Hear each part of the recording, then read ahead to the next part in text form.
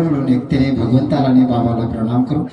भगवान बाबा हनुमान जी को प्रणाम.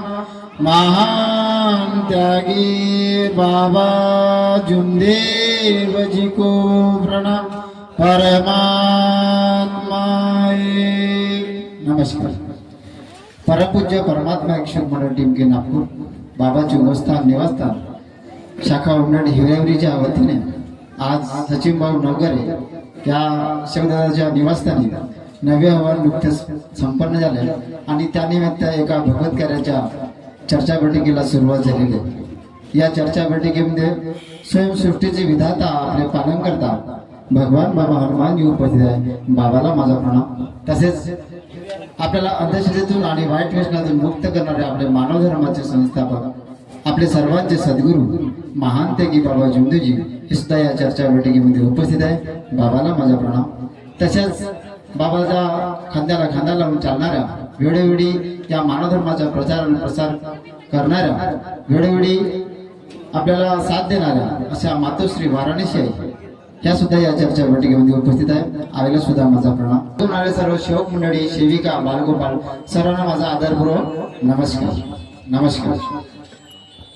तर संचालक साहेबांनी मला बाबाविषयी काही माहिती विचारली आहे, काही अनुभव जीवनामध्ये आलेल्या याविषयी विचारले मी ते सांगतो. बाबा जुमदेवजी 5 भावंडाचं कुटुंब बाळकृष्ण नारायण जागोबा जुम्मा आणि मारुती असे 5 भावंडे ठुबरीकर परिवारामध्ये. बाबाच्या वडिलाचं नाव विठोबाजी ठुबरीकर, आईचे नाव सरस्वताबाई. तर त्यांचं कुटुंब खूप चांगल्या पद्धतीने चालत होतं, परंतु त्यांच्या गुरुमार्गी सुद्धा होत्या मार्गाच्या अगोदर. पण त्यांच्या घरी एवढी भुताडकी होती की बाहेर कुत्रे ओरडले की एक त्यांच्या घरचा जीव घ्यायचा. त्यांनी त्यांच्या वडिलांनी विठोबाजींनी सर्व तांत्रिक मांत्रिकाकडे सर्व काही केलं, पण त्यांचं हे दुःख दूर होतच नव्हतं. त्यांना ज्यांच्या अगोदर त्यांचे जे पहिलं घर होतं ते बाबा जुमदेवजीच्या वडिलांनी त्यांना असं वाटलं की आपलं हे घर भुताडकीचं आपण झालेलं आपण दुसरं घर घ्यायचं.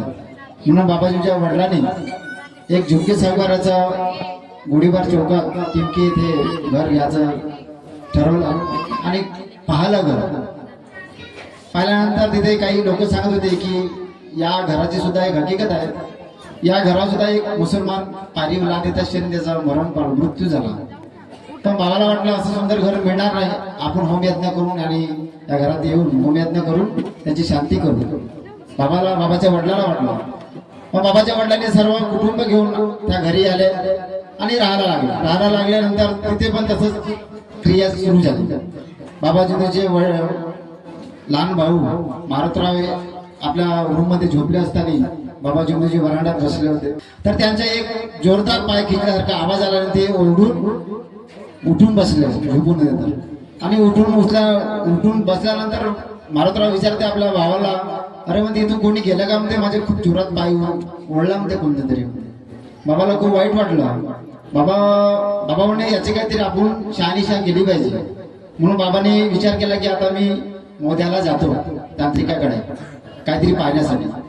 मग बाबाने तयारी केली आणि जायला निघाले.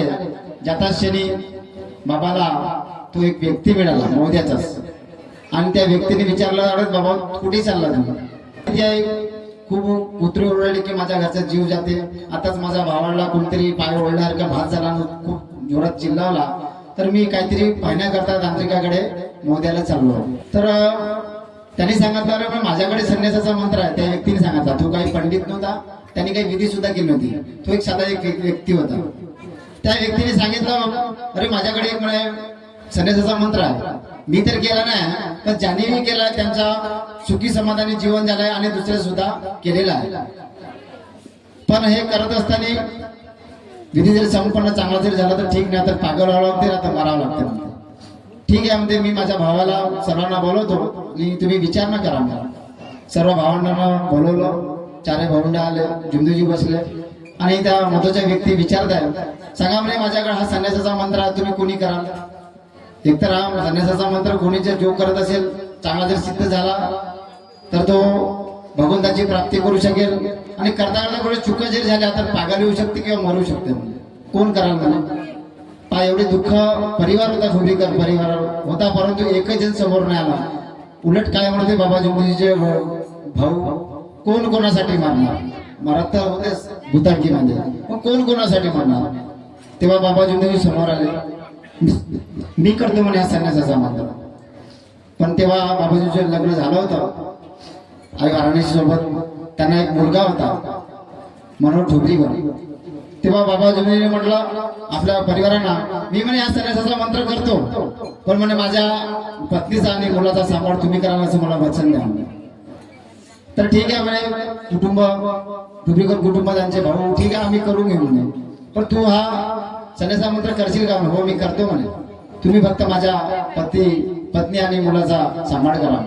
आणि त्याच्याकडून तो संन्यासाचा मंत्र घेतला आणि बाबांना विधी सुरुवात केली.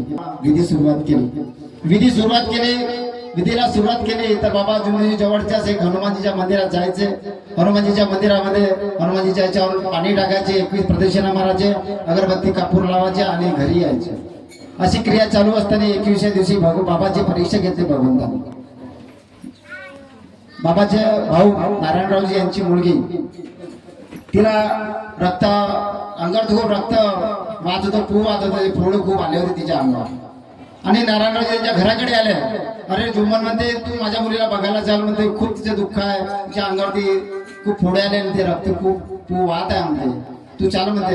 पण बाबा जुंबजी म्हणते मला यातला काहीच समजत नाही, मी कशाला येऊ, पण तुला चालावं लागते. तर बाबा जुंबजी मध्ये त्यांच्या हट्टास्थवी पाहायला गेले. पाहिला तर त्या मुलीला अंगावरती रक्ते तू वाहत होता, खूप फोडे आले होते. बाबा जुंबजीला खूप वाईट वाटलं.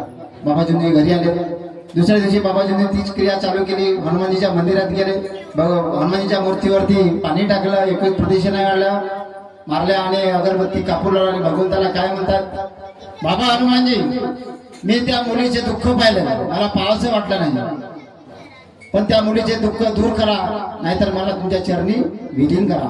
असा शब्द बाबाने भगवंतासमोर ठेवला आणि तिथून आपल्या घरी आले. घरी आले आणि दुसऱ्या दिवशी पुन्हा दिवस उजाडला. तीच क्रिया बाबांनी केली. पुन्हा घरी आले. त्या दुसऱ्या दिवशी ती मुलगी नारायणरावजीची अंगणामध्ये झाडताना खेळताना त्यांना दिसली.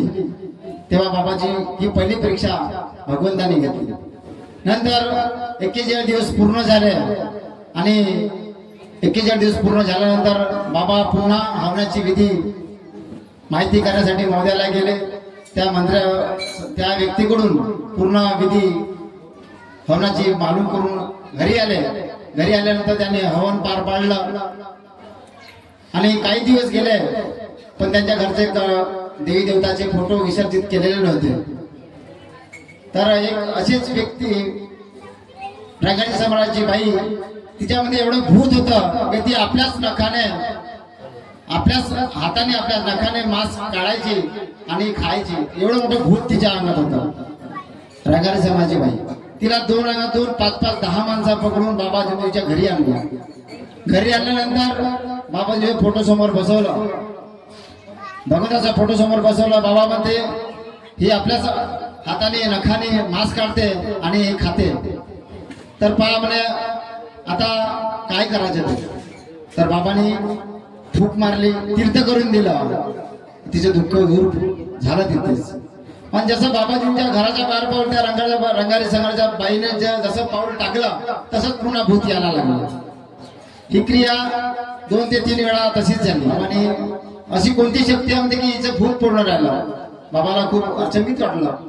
बाबा म्हणे याच्यासाठी काहीतरी करावं लागेल. तेव्हा बाबा जुंबजी निराकार मध्ये आले. तेव्हा भगवंतासमोर संवाद करता बाबा भगवंत ऐसी कौन सी जगत में शक्ति है कि इस बाई का दुख दूर नहीं हो रहा है. तेव्हा भगवंत बाबा सोबत काय बोलत आहे, हे सेवक तू मुझे कहाँ ढूंढ रहा है, मैं 24 घंटे तेरे पास हूँ, जिस पर मैं तुझसे छूट जाऊंगा तेरा शरीर मृत हो जाएगा. हे बाबा भगवंताचे बोल बाबाच्या कानावरती बोल. मग बाबाला विचार पडला की अशी कोणती शक्ती आहे. तेव्हा बाबाला विचार पडला की आत्मा हाच परमात्मा आहे आणि परमात्माचा अंश सर्व जीवात्म्यात आहे. मग पुन्हा क्षणाभरात बाबांचा भगवंताचा आवाज आला, हे सेवक मैं भगवान हूँ, तू मानव है, भले तूने मुझे प्राप्त किया, मैं मानव पे कदापि विश्वास नहीं करता, मानव है क्योंकि मानव ये बेईमान है. तर बाबांना म्हटलं बेईमानीचे उत्तर ईमान द्यावं लागेल. आणि आज से एक ही भगवान को मानूंगा.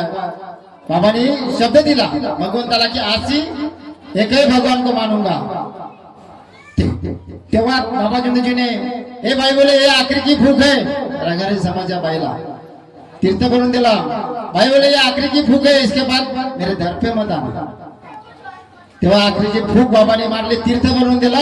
त्याच क्षणी त्या बाईचं सर्व दुःख दूर झालं. आणि तेव्हा बाबाने सांगितलं सर्व घरच्या परिवाराला आणि सर्व सेवकांना की आजपासून एकाच भगवंताची फक्त पूजा करायची, एकाच भगवंताला आवाज मारायचा. तेव्हा त्यांच्या घरी असलेले देवी देवतांचे सर्व विसर्जन फोटो केले आणि तेव्हापासून एकाच भगवंताला ते म्हणायला लागले. आणि तेव्हापासून या मार्गाचा प्रचार आणि प्रसार होत गेला. म्हणून सेवकांनो बाबाने तिथेच थांबले नाही. बाबाने 6 वर्ष त्याग केला. आपल्याला 42 दिवस सुद्धा बरोबर होत नाही. बाबाने चंदनासारखा देह झिजवला. आपल्याला फक्त आपलंच पाहतो आपण दुःख, पण दुसऱ्याकडे ओढून सुद्धा पाहत नाही. मानव सेवा हीच खरी ईश्वर सेवा. बाबाने तेच केलं. आपल्या दुःखाकडे पाहिलं नाही. भगवंताला म्हटलं बाबाने मेरा दुःख दूर किया, हे मानव आहे इनका भी सुद्धा दुःख दूर होणे का होणार. तेव्हा बाबा जुंदजीने ते शब्द ठेवले आणि या मानव धर्माचा प्रचार आणि प्रसार करून सर्व सेवकांना हे बाबाचे तत्वशब्द नियम वाटून दिले. काहीच बाबाने आपल्या जवळ ठेवलं नाही. सेवकांनो हीच वेळ आहे की स्वतःसाठी जगू नका, जगासाठी दुसऱ्यासाठी जगा. तर ही मानव सेवा होईल. मानव धर्माची व्याख्याच ती आहे, माणसाने माणसाची माणसासारखे वागणे. नाहीतर आपण एकामेकाविषयी दोष ठेवतो. हे 2 हात 10 लोकांना मारू शकत नाही, परंतु 10 लोकांना हे नमस्कार करून त्यांच्यामध्ये प्रेम भावना तयार करू शकते. म्हणून मानव धर्माची ओळख आहे नमस्कार. नमस्कार घेत चला. सांगण्यासारखं पुष्कळ आहे. आपल्या मंचावर उपस्थित काही सेवक बांधव मार्गदर्शक सांगतील. मी आपल्या शब्दाला इथेच विराम देतो. म्हणून सांगतो हे हाडा मासाचं शरीर आहे, कधीतरी मातीत मिळणार आहे. म्हणून मिळण्याच्या अगोदर या आत्म्याला जर तृप्त बनवायचं असेल तर तोच शब्द नियम जवळ ठेवा. श्रद्धा, शबुरी, दया, क्षमा, शांती हे सर्व आपल्या या हृदयात साठवून ठेवायचं. नाहीतर आलं कसं बोलणं, रागात येणं हे सर्व गोष्टी आपल्याला सोडायचं आहे. म्हणून ही वेळ आणि काळ कोणाला थांबणार नाही. एक छोटस बोल.